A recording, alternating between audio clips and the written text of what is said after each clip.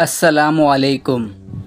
एक गरीब आदमी की मकान की छत टूट गई थी और वो उस पर घास फूस बिछा रहा था कि इत्तेफाक से एक सखी आदमी भी उधर से आ निकला और कहा, भले आदमी, इस घास फूस से बारिश कहाँ रुकेगी, पक्की छत बनवा लो, टपकने का अंदेशा जाता रहे।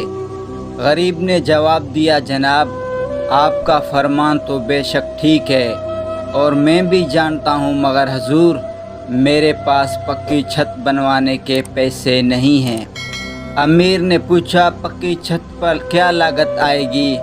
गरीब ने जवाब दिया, जनाब, 150 रुपया तो लग ही जाएंगे।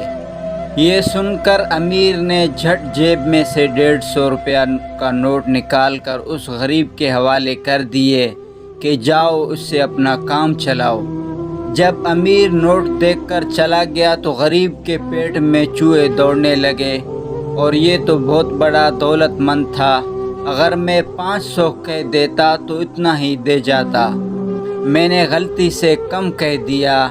ये सोचकर वो अमीर के मकान पर पहुंचा और कहने लगा, जनाब, मैंने अंदाजे में गलती की थी, छत पर 500 रुपया खर्च आएंगे।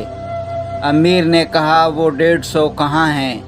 गरीब ने नोट निकाल कर पेश किया तो अमीर ने अपने जेब में रख दिया और कहा, जाओ, मुझे इतनी तौफीक नहीं कि मैं तुम्हें 500 दे सकूं, कोई और अल्लाह का बंदा दे देगा।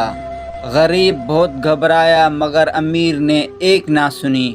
आखिर पछताया और कहता हुआ घर को पलट आया कि अमीर की कोई खता नहीं, ये मेरी ही लालच की सज़ा है। तो दोस्तों, इस कहानी से तुम्हें क्या सबक मिला? तो इसलिए कहते हैं, कभी लालच मत करना।